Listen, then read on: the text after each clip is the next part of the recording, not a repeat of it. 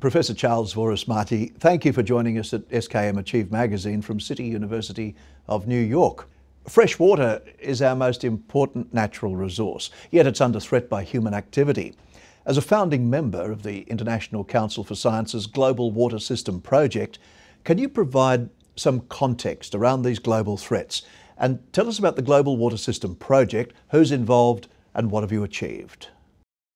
Well, the Global Water System Project is consolidated under the umbrella of a fairly large organization that's dedicated to looking at various aspects of global change, including global climate change, but also many different manifestations of how humans are interacting with the Earth system.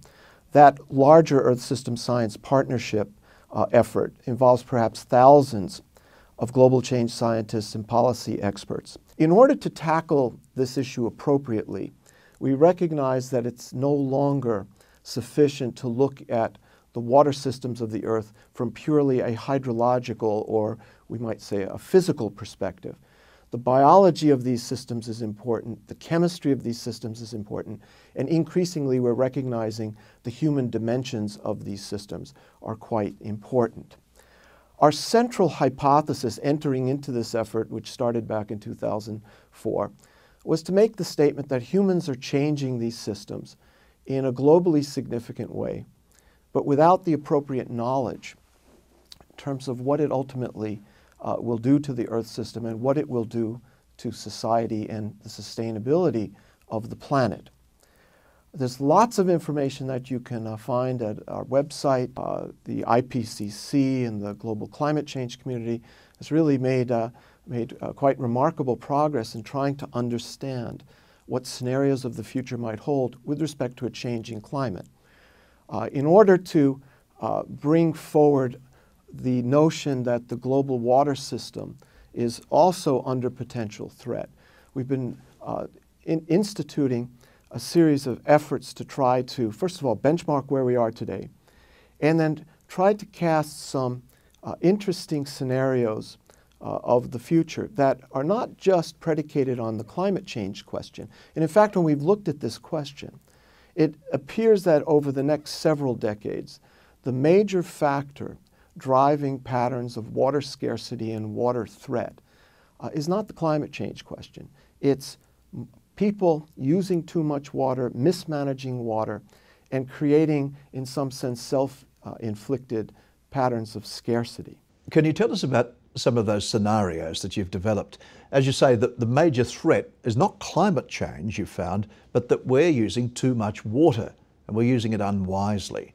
Where do your scenarios lead? Of course, everyone is concerned about this greenhouse warming and climate issue, I amongst them, certainly. Not a climate denier or anything along those lines.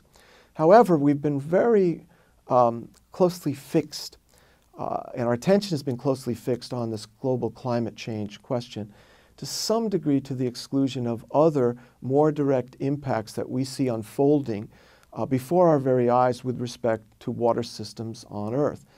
There's no real way that we could talk about the future development of society in the 21st century without talking about the role of water, for example, in the realm of food security, both in terms of rain-fed agriculture, in terms of irrigation. If we're thinking of providing adequate water supply to support human health, we still have over 2 billion people that don't have basic sanitation services, and about 1 billion people who don't have clean drinking water every day. If we talk about economic development and development of the energy sector, we're automatically talking about using huge amounts of water. So whether we like it or not, these very, very direct uses of water, which often are associated with the abuse of these resources, is part and parcel of what we see on the planet today.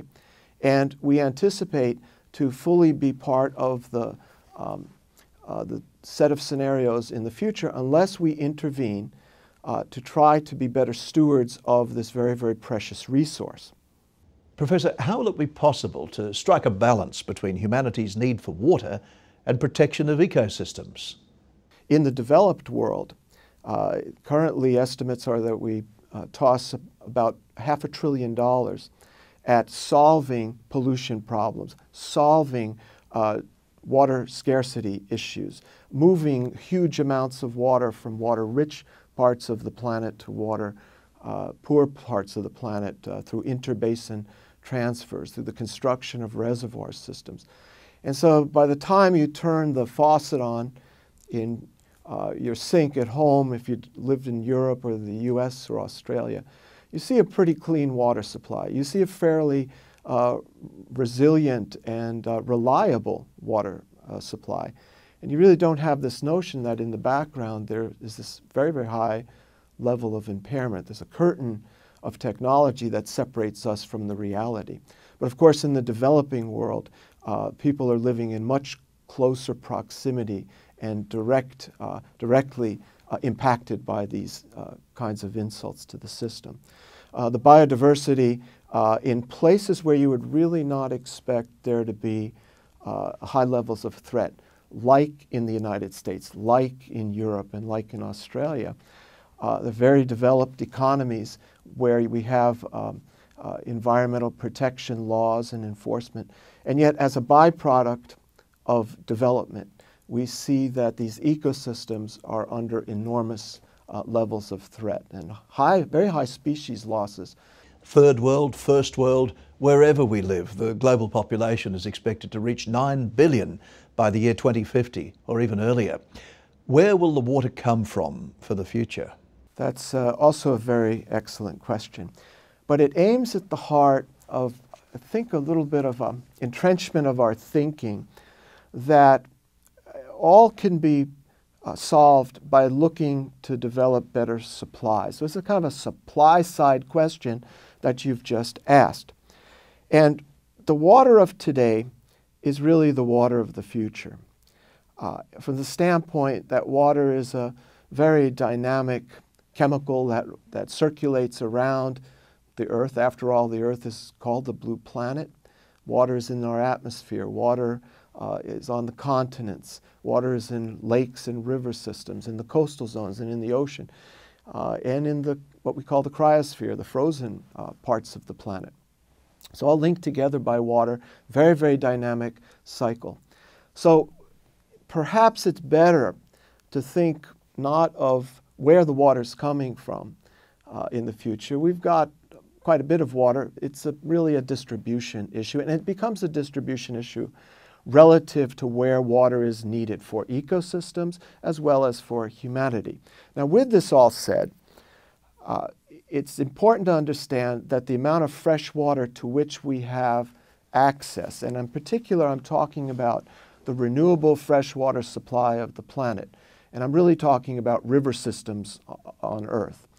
If you were to look at what fraction of the total pool of water on the planet is constituted by these river systems, and put them into some practical context. And as a New Yorker, I always relate some quantitative information to the height of the Empire State Building.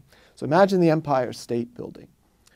If you were imagining half a penny's worth of thickness, the height of that building, that's how much river water, fresh water supply that we have relative to the entire stock of water across the planet.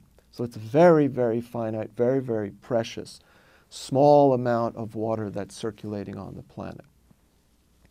There are really two paths that we could move down. The first path is the traditional path where we rely on very costly, in terms of dollars, in terms of energy, in terms of concrete, in terms of piping, in terms of pumping systems. This is what we might term the hard path, where engineering will solve all of our water issues. But that pathway is going to have very, very high tolls as we increasingly find that the cost of installing and maintaining this sophisticated infrastructure is going to continue to climb well into the century. The road is also going to be littered with the loss of ecosystem services. We're going to impair those very systems that we rely on to give us clean water supplies. We're going to see lots of aquatic species that are going to become extinct. And that's certainly one path. Another path is something we might term the soft path, in which we work a little bit better with nature. We work on the demand side. We try to reduce the amount of water that we're using. We institute efficiency devices that increase the efficiency of our water systems. So where does desalination fit into the future? Is there a future for desalination? Yes, desalination is part of the hard path technology, at least at the moment. And certainly it has great allure because we have an abundance of water on Earth located in the oceans, virtually inexhaustible supply relative to our human needs. But of course there's the catch. You've got to take the salt out of this water. And the desalination industry is actually a growth industry. So there's an enormous amount of interest in this particular sector. It's about $15 billion industry today. And it doubles every 6 years. So there's an enormous amount of forward momentum in terms of this particular water delivery system. Currently, we have about 76 million cubic meters per day of water that's produced through these systems.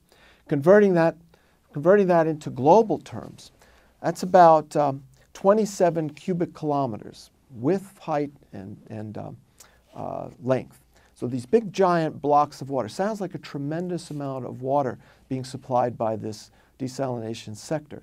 But it, in reality, is less than, and far less than 1% of all the use of water on the planet. So here's the real problem. If you want to solve the world's water issue, crisis as you might wish to call it, you've got to really tackle some of the big uses of water, and that goes and aims at the heart of the food security issue. Irrigation water use is by far the largest use of water, and in many parts of the world, this irrigation is taking place far, far inland of the coastal zones of the world. And so in order to get a benefit from desalination at a strategic level, you would have to be pumping all of this water, perhaps hundreds if not thousands of kilometers upstream, and it would be exorbitantly prohibited in terms of price. What do you see as the role of industry, and in particular its technical advisors, in the future? I like to think of this as a larger question having to do with the private sector, and that would include the agricultural sector as well as the energy and the manufacturing sector, which together comprise 90% of our water use. We really need to have a change in mindset here. As we begin to plan these systems for the future that are resilient, it's no longer adequate to look at these installations as locally isolated installations. We must connect the dots. We have to look at regional patterns so that the accumulated impact of all of the millions of decisions we make about water can appropriately be viewed in their entirety. In addition, we need to begin thinking about embedding ecosystem services and ecosystem service protection into our planning.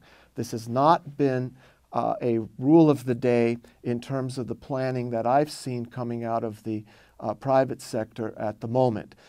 What we need to do is we need to change the ways we think about managing water and rely on more resilient and robust systems that are thinking along with nature on how best to solve our water problems.